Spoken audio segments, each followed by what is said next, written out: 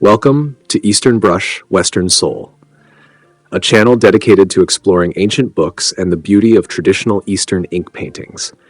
A heartfelt thanks to Little Fish, one of our cherished contributors, who has been tirelessly working in her spare time to organize and preserve the content of these ancient texts. Thanks to her efforts, we can delve into the fascinating tales and mysteries of the ancient East. In our last episode, we introduced the 53rd volume of the complete illustrated collection of Liaozhai. However, the 6 volumes following that are missing from any known public collections worldwide and are presumed lost. Today, we're excited to bring you 12 captivating stories from the 60th volume. Fang Wenshu, the Snake Keeper, the Mad Scholar, Sun Bizhen, Zhang Bulang, the Red Felt, the Corpse Bearer, Leru, the Thief, the Stolen Peach, the Vocal Mimic, and Wang Lan.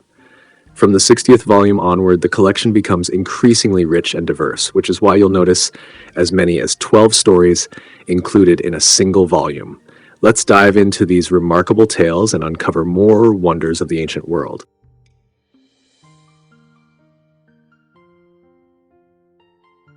One Fang Wenshu. In the city of Kaifeng, there was a scholar named Deng Chengde. While traveling to Jinan for his studies, he found shelter in a rundown temple. To cover his expenses, he worked as a scribe, copying household registers for a local employer. As the year drew to a close, his colleagues and servants returned home for the holidays, leaving Deng alone in the temple to fend for himself. One morning at dawn, a stunningly beautiful young woman knocked on the temple door. She entered, lit incense before the Buddha statue, offered her prayers, and quietly left. The next day, she came again to pray. That night, long after midnight, Deng got up to light a lamp. Just as he was about to start his tasks, the young woman arrived earlier than usual. Surprised, Deng asked, "Why are you here so early?" The woman replied, "The temple gets too crowded after sunrise, so it's better to come during the quiet of the night. I was worried about disturbing your rest, but when I saw your light, I knew you were awake." Deng teased her. "Since the temple is empty, why not just stay here? You'd save yourself the trouble of traveling back and forth." The woman chuckled. "Empty temple or not, are you a ghost that haunts this place?" Sensing her playfulness, Deng grew bolder. After she finished her prayers, he gently pulled her to sit beside him and expressed his feelings. She rebuked him with a laugh. "How could you even suggest such impropriety before the Buddha? Besides, you don't even own a roof over your head. What could you possibly offer?" Deng persisted, pleading with sincerity. Finally, the woman relented and said, 30 miles from here, there's a village in need of a tutor for a group of 6 or 7 children. Seek out a man named Li Qianchuan and request the position. Tell him you'll be moving there with your family and ask for an extra room to accommodate us. This way, we can live together openly." Deng hesitated, fearing the consequences of abducting another man's wife. But the woman reassured him, "Don't worry. My name is Fang Wenshu. I have no relatives of my own and have been living with my uncle's family. No one will miss me." Overjoyed, Deng quickly set off for the village and met Li Qianchuan, who agreed to hire him as a tutor. They arranged for Deng to bring his family before the new year. Returning to the temple, Deng shared the news with Wenshu. She left ahead of him, promising to meet him on the road. True to her word, Wenshu waited for him halfway. Deng dismounted from his horse and helped her ride the rest of the way to the village. There, the two settled into their new life together. For 6 or 7 years, they lived as a married couple, their bonds strong and their life peaceful. No one ever came looking for a missing woman. One day, Wenshu gave birth to a son. Deng, whose wife back home was childless, was overjoyed and named the boy Yan Sheng after the place they lived. But Wenshu's mood darkened. "A false marriage will never become real," she said.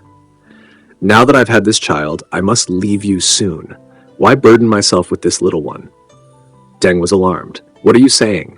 I was hoping that with some luck, I might earn enough to return home with you and start anew. Why talk of leaving?"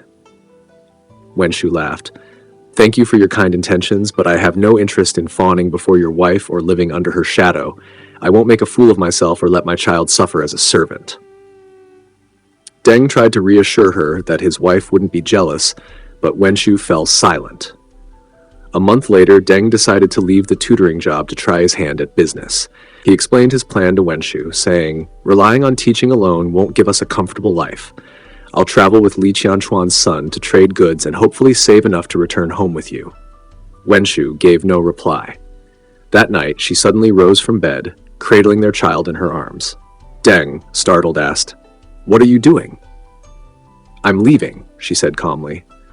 Deng jumped up to stop her, but before he could open the door, Wenshu and the child vanished into thin air. Stunned, Deng realized that Wenshu was no ordinary woman. Fearful of her true nature and wary of raising suspicion, he told no one of her departure, claiming instead that she had returned to her family. Before this, when Deng Chengde left home for his travels, he had promised his wife, Mrs. Liu, that he would return by the end of the year. However, years passed with no news from him. Rumors spread that Deng had died.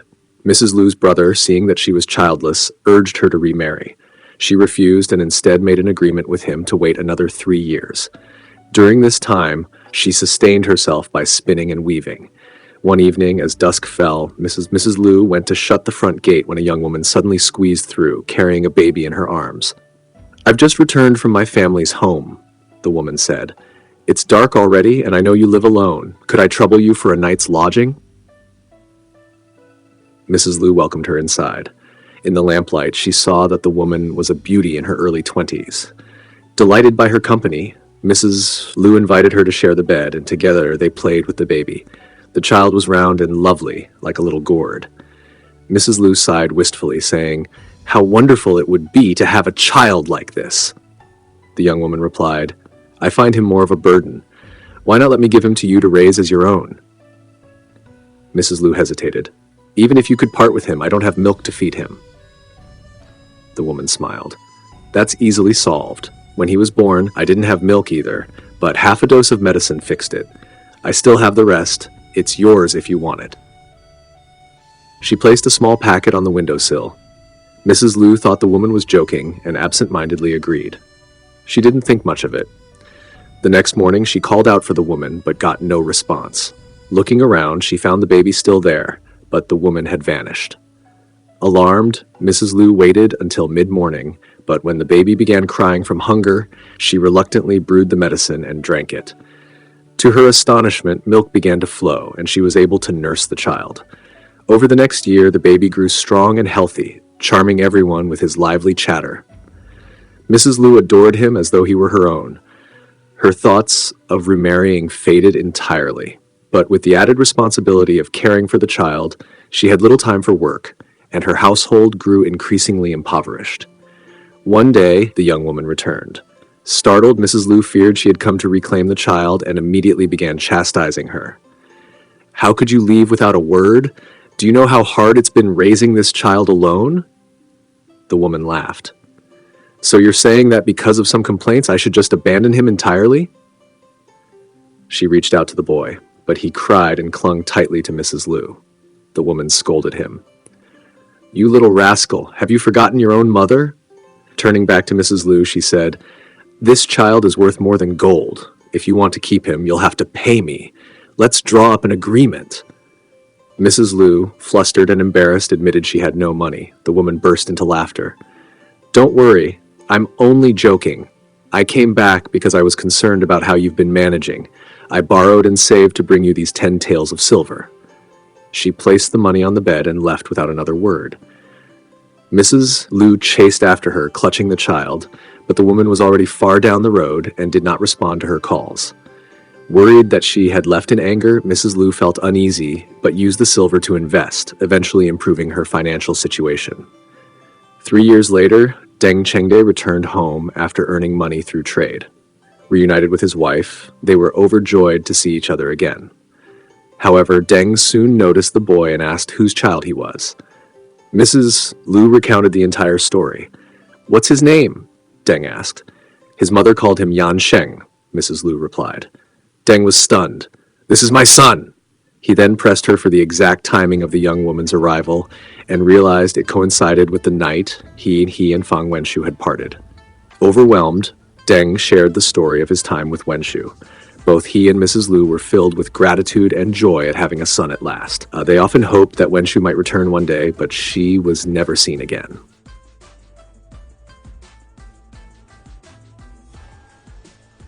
The second story, raising snakes. In the mountains of Sishui County, Shandong, there once stood a Buddhist temple. Surrounded by wilderness with no nearby villages, it was a rare sight for anyone to venture there. A Taoist priest lived alone in the temple. Rumors claimed that the temple was home to numerous giant snakes, further deterring visitors from approaching. One day, a young man ventured deep into the mountains to hunt eagles with a net. As night fell, he spotted the temple in the distance and decided to seek shelter there. The Taoist priest was surprised to see him and said, "Where have you come from, young man? It's fortunate my children haven't seen you yet." He invited the young man in and offered him a simple meal of porridge. Before the boy could finish eating, a massive snake slithered into the room. It was so large that its girth spanned over 10 armfuls. The snake raised its head and glared at the guest with eyes that flashed angrily like lightning. The young man froze in terror. The priest calmly patted the snake's head and scolded it, "Go!" The snake lowered its head and slithered into the eastern room, its long body coiling and twisting as it moved. It took a while before its entire length disappeared into the room, which it completely filled with its massive body. The young man, trembling with fear, could barely sit still. The priest reassured him, "This snake is one of the creatures I've been raising. As long as I'm here, you're safe. But if you were to encounter it on your own, that would be a different story." Just as he tried to relax, another snake entered the room. It was slightly smaller than the first, measuring about 5 or 6 armfuls around. This snake, too, stopped in its tracks upon seeing the guest, its eyes flashing with anger as it flicked its tongue. The priest once again scolded the snake, which retreated to the same room. However, with no more space inside, it coiled part of its body around the beams, shaking loose clumps of dirt from the walls as it moved. The sight left the young man paralyzed with fear, unable to sleep the entire night. At the first light of dawn, he was eager to leave. The priest accompanied him outside. To the boy's horror, he saw snakes everywhere, on the walls, under the steps, and along the pathways. Some were as thick as a basin, others as thin as a wine cup. They writhed and slithered, or lay coiled in various shapes. Upon spotting the boy, many snakes glared as if preparing to strike. Terrified, the young man clung to the priest's arm as they made their way out of the mountains. Only when they reached the outskirts did the boy dare continue on his own. Years later, travelers from my hometown who lodged at the Snake Temple recounted similar stories. The monks at the temple served them an evening meal with delicious aromatic broth and pieces of meat shaped like chicken necks.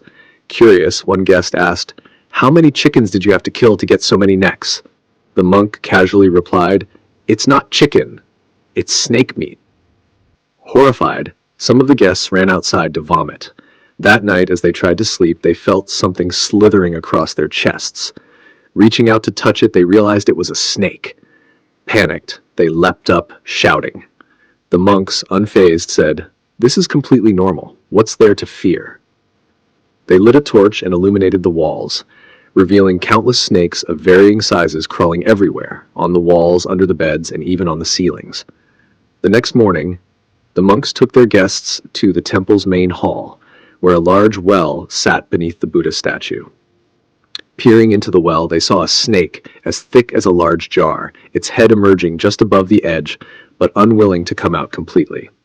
The monks lowered a torch into the well, and its light revealed an unimaginable sight. Hundreds of thousands of snakes of all sizes writhing together in a living mass. Long ago, the monks explained, the snakes used to emerge from this well and wreak havoc on people. Ever since this Buddha statue was placed above it, they've been subdued and no longer dare to come out and cause trouble.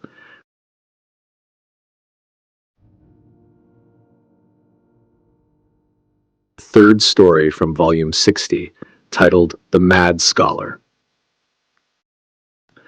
Liu Shuishi said, "In Jining, there was a scholar known for his reckless behavior. He had a great fondness for drinking and was so poor that he never had more than a bucket of rice in his home. However, whenever he had any money, he would immediately buy alcohol, paying no attention to his poverty. At that time, a new magistrate had just been appointed to Jining, and this magistrate was also an excellent drinker, but lacked anyone who could match him. Hearing of the mad scholar's drinking skills, he invited him to drink together, and soon developed a great liking for him. From then on, the magistrate often sought the scholar's company to chat and drink. Relying on his close relationship with the magistrate, the mad scholar began to offer his services for those who wanted to win small legal cases. For a small bribe, he would speak on their behalf, and the magistrate would often agree to his requests. Over time, the scholar became accustomed to this, but the magistrate grew tired of him. One morning, the magistrate was sitting in court, handling his official duties, when the mad scholar came in with a petition. The magistrate merely smiled as he looked at the petition, but the scholar, glaring, shouted, "Sir, if you agree with my request, then say so. If not, just deny it. Why are you smiling? I've heard that a gentleman can be killed but cannot be humiliated. Although I can't retaliate for most things, is it impossible for me to take revenge just because you smile at me?" After saying this, he burst into loud laughter, and his voice echoed through the entire hall. The magistrate, enraged, shouted, "How dare you be so rude? Haven't you heard the saying, 'Do you want to wipe out your whole family like Lord Yin of the state of Yue?'" The mad scholar flung his arm and stormed out, shouting, "I have no family to destroy." The magistrate, even more furious, had him arrested. Upon investigation, it was discovered that the scholar had no property or estate. He lived with his wife on the city walls. When the magistrate learned this, he released him, but ordered that he be expelled from the city walls. The scholar's friends, sympathetic to his wild behavior, bought him a small plot of land and a modest house. After moving in, the scholar sighed and said, "From now on, I must be afraid of wiping out the whole family like Lord Yin." Yishishi commented, "A learned gentleman who abides by the law and observes propriety would never dare to commit evil in the marketplace.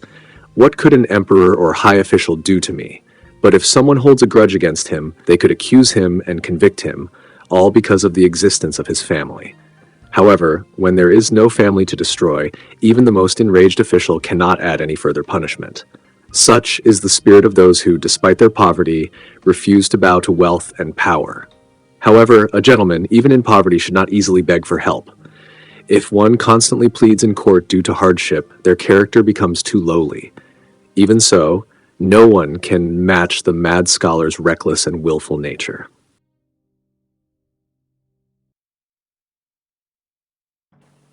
The fourth story of Volume 60 is a very short tale titled Sun Bizhen.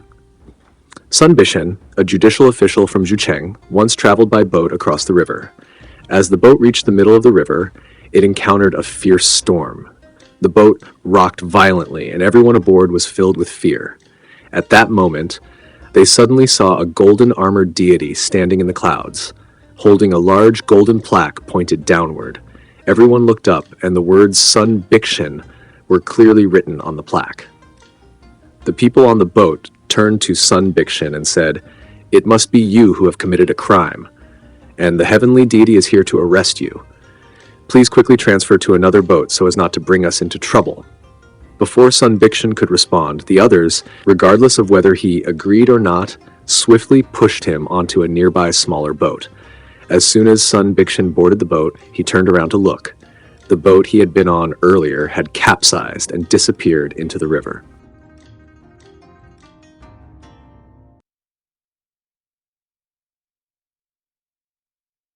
Zhang Bulang. The fifth story of Volume 60 is another very short tale titled Zhang Bulang. A merchant was traveling to Hebei when, suddenly, a hailstorm struck. He quickly sought shelter in a field. At that moment, he heard someone in the sky say, "This is Zhang Bulang's land. Do not harm his crops." The merchant found this very strange and thought to himself, "Since the man named Zhang is bad, Bulang, why would they protect his land?" When the hailstorm stopped, the merchant went into the village to inquire about this person and to understand the meaning behind his name. It turned out that Zhang was a wealthy landowner with a large store of grain. Every spring, when there was a shortage of food, the poor would go to his house to borrow grain. When it was time to repay, he never cared about the amount and accepted whatever they brought back. He never measured the grain with a bushel, which is why he was called Bulang, meaning no measurement, not bad, Bulang. When the villagers went to the fields, they saw that the crops had been shattered by the hail, all except for the land owned by Zhang Bulang, which remained untouched.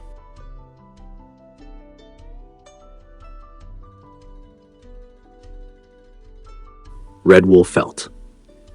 The sixth story of Volume 60 is a short tale titled Red Wool Felt. In the past, the Red Hair Nation was allowed to engage in mutual trade with China. The commander of the border region noticed that too many people from the Red Hair Nation had arrived, so he forbade them from disembarking. The Red Hair people insisted that all they needed was a piece of wool felt the size of a mat. The commander thought to himself that a mat-sized area couldn't accommodate many people, so he agreed. The Red Hair people laid the felt on the shore, and only 2 people could stand on it. As they stretched the felt, they were able to fit 4 or 5 people on it. While they continued to pull the mat, more and more people started to come ashore. In no time, the mat had expanded to about the size of an acre, and hundreds of people had gathered on it. These Red Hair people suddenly drew their knives and launched a surprise attack. They plundered the surrounding area for several miles before leaving. Although the story is brief, it contains some historical context that requires explanation. The term Red Hair Nation was used in the Ming and Qing dynasties to refer to countries like England and the Netherlands. According to the Ming history, Mingxi, Helantuan, and the Qing history, Qingshi Bangjiaozhi, Dutch merchants began trading with China during the Ming dynasty, starting in the middle of the Wanli period. During the reign of Emperor Changzhen, they repeatedly disrupted areas such as the Pescadores, Jiangzhou, Taiwan, and Guangzhou, demanding to trade but were repeatedly driven away by Chinese officials. Only in Taiwan did the Dutch use military force to establish a stronghold and remain there. During the reign of Emperor Shunji in the Qing Dynasty, the Dutch sought to establish diplomatic relations with the Qing government, and in the second year of Emperor Kangxi's reign, they sent envoys to Beijing. The Qing government initially rejected their requests. However, in the 22nd year of Emperor Kangxi's reign, the Dutch, having helped suppress the forces of Zheng Chenggong Koxinga, were granted permission to open trade routes. Afterward, trade between the Qing and the Dutch was allowed. This story is based on rumors that circulated at the time, but the specific time and location remain unclear.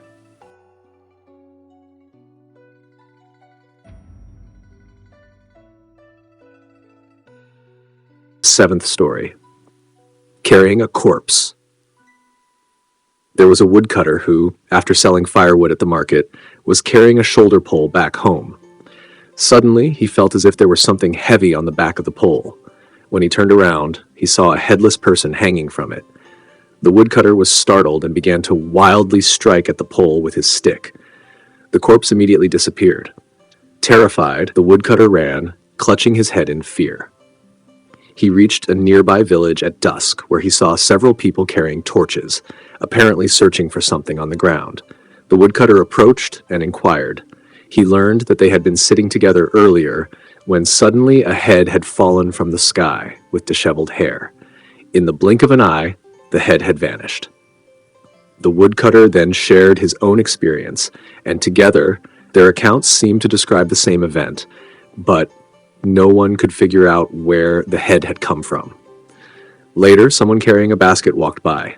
Others noticed that there was a head inside the basket, and, shocked, they asked him about it. In his panic, he dropped the head onto the ground, but in the blink of an eye, it disappeared again.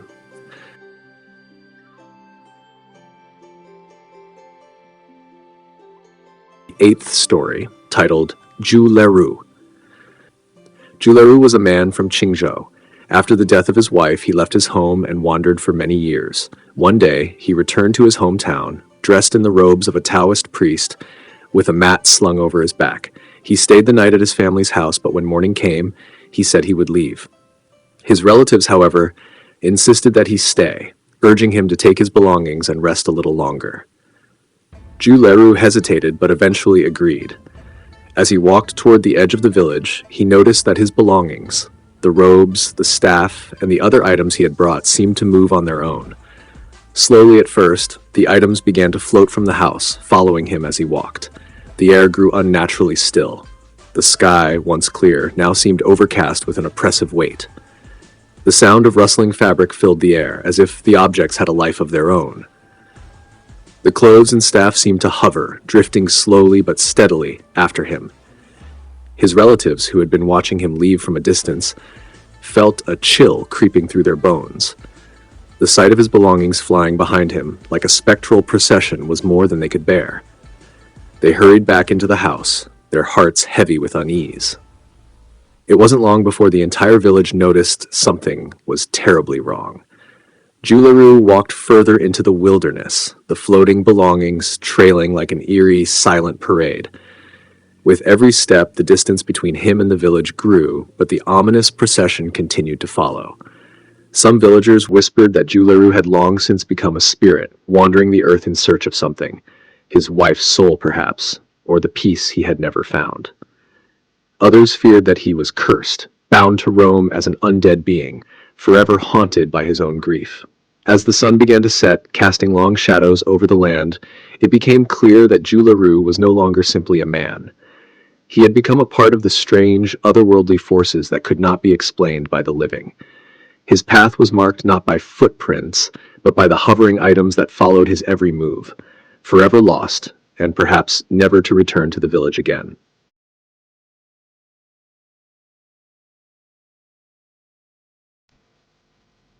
The Thief House. During the reign of Emperor Shunji of the Qing Dynasty, in the areas around Teng County and Yi County in Shandong, 7 out of every 10 people were thieves, and the local authorities dared not arrest them.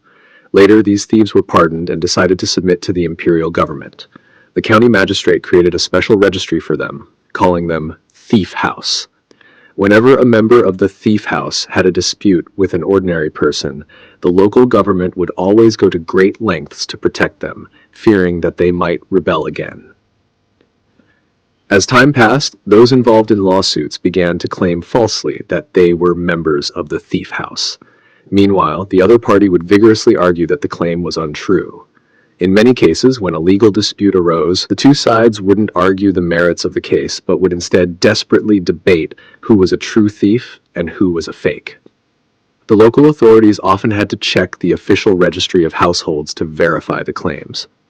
At the same time, mischievous foxes had begun causing trouble at the local magistrate's office.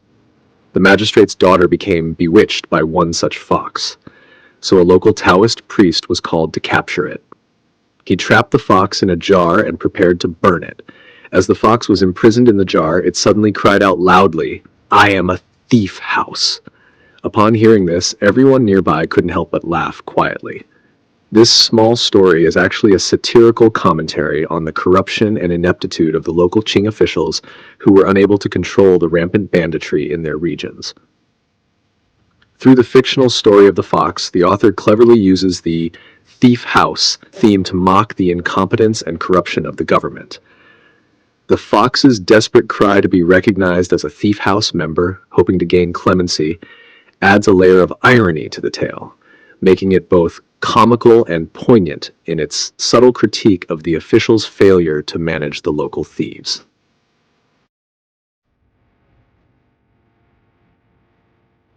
Stealing peaches. When I was a child, I once went to Jinan to take an exam and happened to be there during the Spring Festival. According to an old custom, on the day before the Spring Festival, business people from various trades in the city would carry decorated pavilions, play music, and march to the provincial governor's office to offer their New Year greetings. This event was called Performing Spring. I went along with some friends to watch the festivities. That day, the streets were crowded with people, and the area around the governor's hall was packed so tightly that not even a drop of water could get through. Inside the hall, 4 officials were seated, each wearing a red robe, with 2 sitting on each side. At that time, I was still young and didn't understand who the officials were. All I could hear was the noise of the crowd, the sound of drums and music, which was deafening. Suddenly, a person walked up to the hall, leading a disheveled boy who carried a load on a pole. He seemed to say something, but the noise made it impossible to hear. I only saw the people in the hall laughing. Then a black-clad bailiff came forward to relay a message, telling them to perform a show. The man agreed and was about to start, but then he asked, "What kind of performance would you like me to do?" The officials in the hall whispered among themselves, and then a bailiff walked down to ask the man what kind of tricks he could do. The man replied, "I can reverse the natural order and make all sorts of things grow." The bailiff went back to report and then came back to tell the man to perform the stealing peaches trick. The man nodded in agreement, took off his coat, and covered a bamboo box with it. He pretended to complain, "The officials really don't understand. The ice hasn't even melted yet, so where can I find peaches? But if I don't do it, I'm afraid I'll make the officials angry. What should I do?" His son spoke up, saying, "Father, you've already agreed. How can you back out?" After a moment of hesitation, the man said, "I've thought about it carefully. Right now, it's early spring, and the ice and snow haven't melted. Where can we find peaches? But in the Queen Mother of the West's peach orchard, where it's always spring, there may be peaches. However, we must go to the heavens to steal them." The son laughed, saying, "Can the sky be like a staircase that we can walk up?" The man replied, "I have a way." With that, he opened the bamboo box and pulled out a long rope, perhaps dozens of yards in length. He untangled one end and threw it into the air.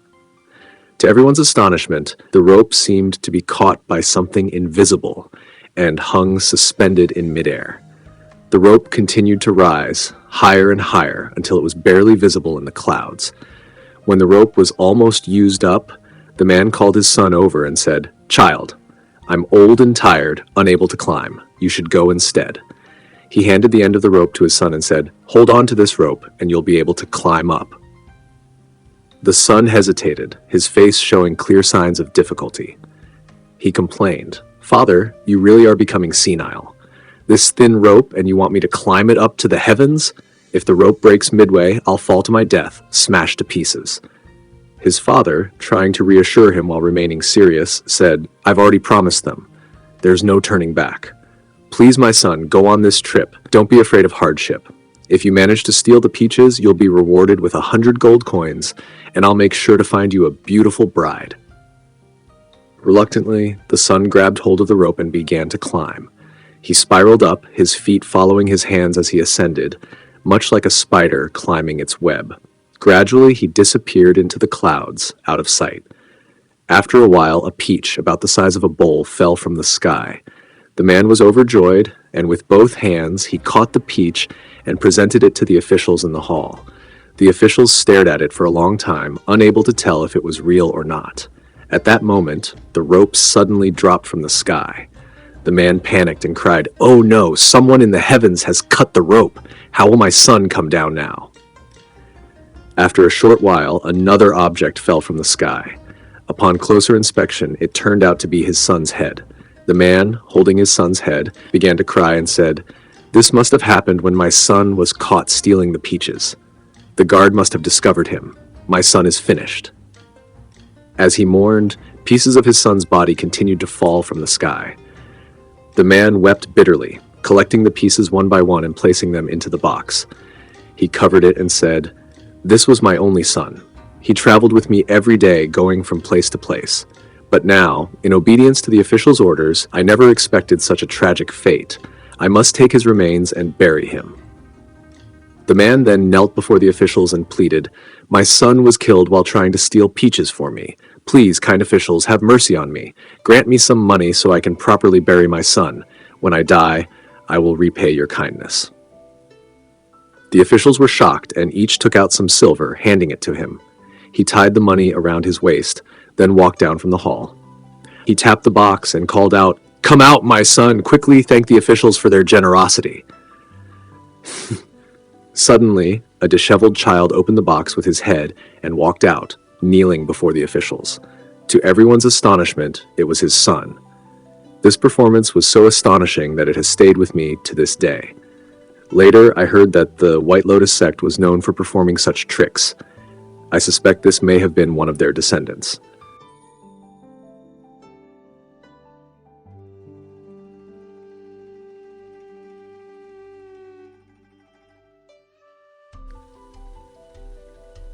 The 11th story, Mimicry. A young woman, around 24 or 25 years old, came to the village. She carried a leather pouch filled with medicine and offered her services as a healer. People went to her for treatment, but she couldn't write prescriptions herself. She had to wait until night to ask the gods for guidance. In the evening, she would clean a small room thoroughly and lock herself inside. The villagers would gather around the door, leaning their heads and straining their ears to listen in silence. No one dared to cough or make a sound. Inside and outside the room, it was pitch dark, and there was not a single sound. Around midnight, suddenly, a faint sound came from the curtain at the door. The woman inside asked, "Has Aunt Nine arrived?" A woman answered, "She has." The healer then asked, "Has Winter May come with Aunt Nine?" A young girl's voice replied, "She has." The voices of the three women mingled together, chattering endlessly. After a while, the sound of the curtain hook moving was heard again. The woman asked, "Has Aunt Six arrived?" Then came the voices of several women talking. "Has Spring May brought the young master with her?" One of the women said, "This mischievous little one just won't sleep no matter how we try. He insisted on coming along. He seems to weigh over 100 pounds, and carrying him is exhausting." Soon, there was the sound of a warm welcome, Aunt Nine's greetings, Aunt Six's casual conversation with the sisters, the comforting voices of the two maids, and the playful noise of the child. All the sounds mixed together in a loud clamor. The woman laughed and said, "The young master really enjoys playing. He even brought a kitten along from far away." Gradually, the voices became less frequent. Then, the curtain rustled again, and the room erupted in noise, with someone exclaiming, "Why is Aunt Four so late?" A soft voice of a girl answered, "I've traveled over 1,000 miles, walking with Aunt A for such a long time. Aunt A walks so slowly." The sound of greetings, moving of chairs, and inviting people to sit filled the room, creating a noisy atmosphere. It took almost a whole meal's time before things calmed down. Next, the voices of the women could be heard discussing the patient's condition. Aunt Nine suggested using ginseng, Aunt Six recommended astragalus, and Aunt Four said it should be white atractalodes. After a brief discussion, they heard Aunt Nine asking for a pen and ink. Soon, the sounds of paper being folded, the tapping of the pen cap on the table, and the rumbling of the ink grinding could be heard. Then came the sounds of the pen hitting the table and the crinkling of the medicine wrapping paper. After a while, the woman lifted the curtain, called out the patient's name, and handed them the medicine bundle and prescription. She turned and re-entered the room, and immediately the sounds of the three girls bidding farewell, the child's faint calls, and the meowing of the kitten all blended together again. Aunt Nine's voice was clear and melodious. Aunt Six's was calm and elderly. Aunt Four's was sweet and soft. The three maids each had their distinct voices, and one could easily distinguish between them. Everyone was astonished, thinking that the gods had truly arrived. However, when they went home and tried the prescription, it didn't work at all. This was a folktale about mimicry, a trick used to sell medicine. But her skill in mimicry was truly remarkable. In the past, my friend Wang Xinyi once told me a story. While he was in the capital, he happened to pass by a market and heard the sound of orchestral music. The crowd around it seemed like a wall. When he got closer, he saw a young man singing with a beautiful voice. He wasn't holding any musical instruments, but was pressing his finger against his cheek and singing at the same time. The sound was strong and clear, just like a string instrument. He, too, was a descendant of a family skilled in mimicry.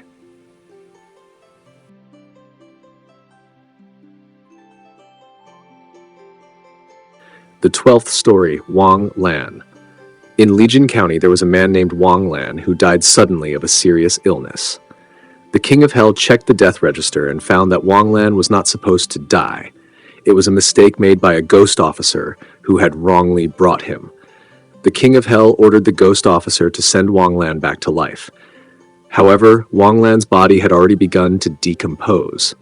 Fearing that Wang Lan would not be revived in time, and that the King of Hell would punish him, the ghost officer said to Wang Lan, "When a person becomes a ghost, they suffer. But when a ghost becomes an immortal, they enjoy pleasure. As long as there is joy to be had, why return to life as a human?" Wang Lan thought this made sense. The ghost officer continued, There is a fox in this place who has been refining pills for a long time. It has now successfully completed the process. I will take you to steal one of these pills. If you eat it, your soul will not disperse. You will live on, and you will be able to do anything you want, with no limits. Would you like to try it? Wang Lan agreed. The ghost officer led Wang Lan into a large courtyard. Inside, the buildings were neatly arranged, and the place was quiet and serene, with no one around. There was only a fox, gazing at the sky under the moonlight. It exhaled a pill, which flew straight up into the moon. After a moment, the pill was drawn back into the fox's mouth. This cycle of exhaling and inhaling continued. The ghost officer quietly waited beside the fox. When the fox exhaled the pill again, the officer quickly snatched it and handed it to Wang Lan, urging him to swallow it quickly. The fox was startled. It stormed over angrily, but upon realizing that it was confronted by two ghosts, it feared that it would not win the fight and left in frustration. Wang Lan said farewell to the ghost officer and returned home. His wife saw him and ran in fear, but Wang Lan stopped her and explained everything. Slowly, his wife stopped being afraid. From then on, they lived together as before.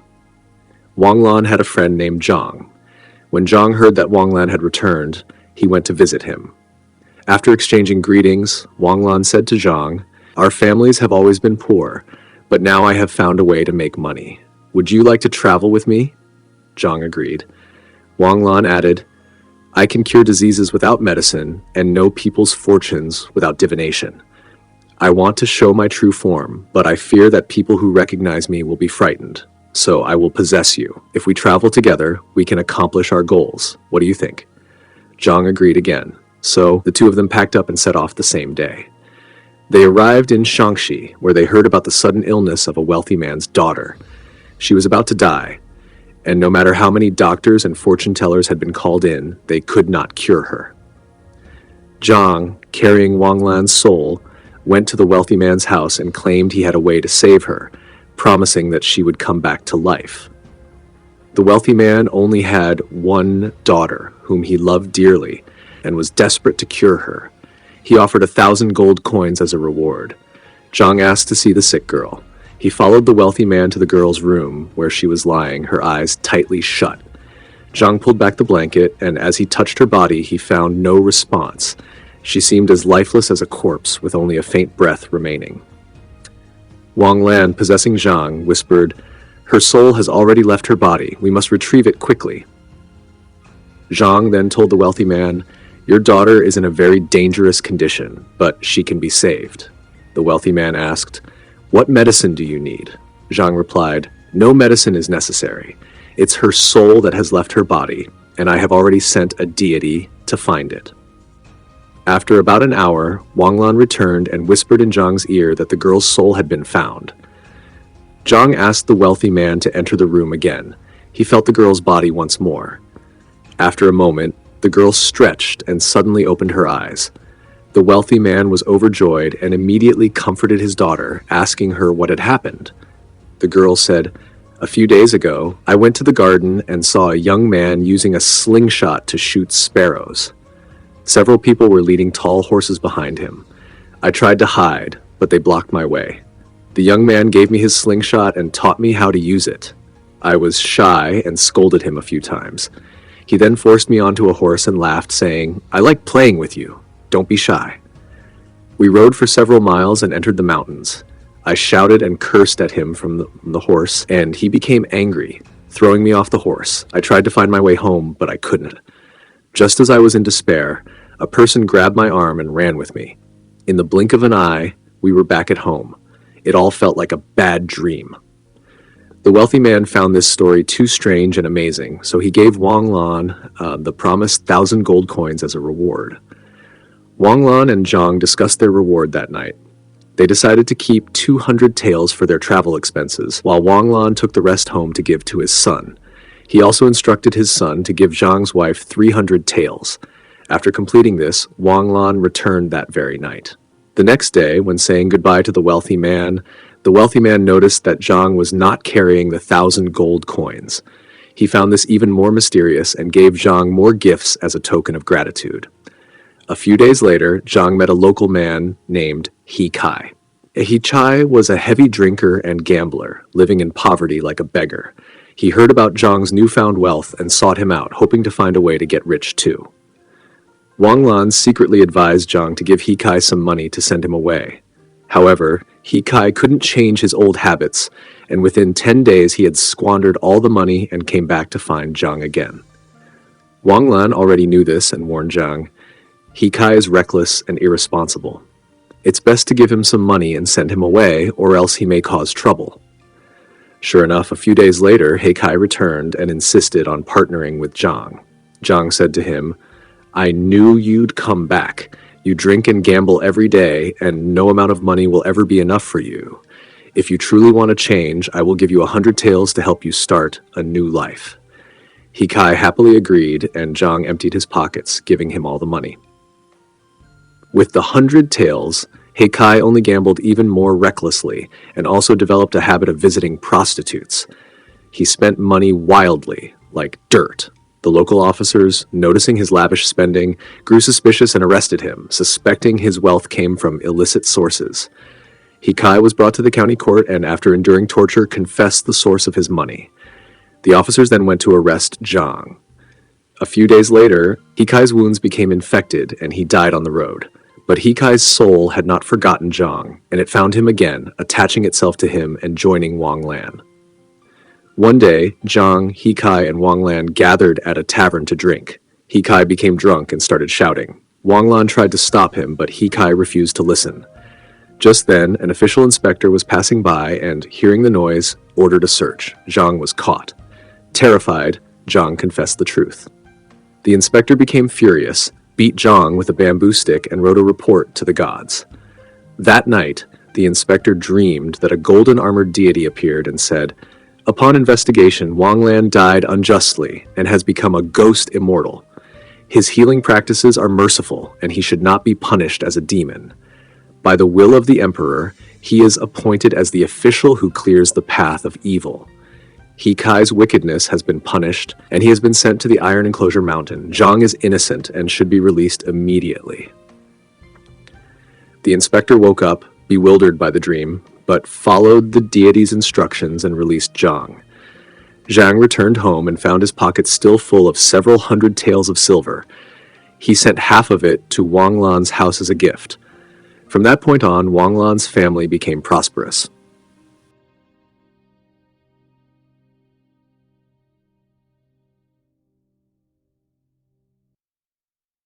The 60-volume collection of stories provides a vivid exploration of traditional Chinese folklore, offering profound insights into morality, society, and the supernatural. Through the 12 captivating tales, we witness the intricacies of human nature, the consequences of choices, and the eternal clash between good and evil. These stories, filled with rich cultural heritage, serve as both entertaining narratives and valuable reflections on life's complexities. If you're interested in delving deeper into ancient Chinese literature, exploring fascinating stories, and gaining insights into the historical and cultural context of Qing Dynasty society, join us at Eastern Brush, Western Soul.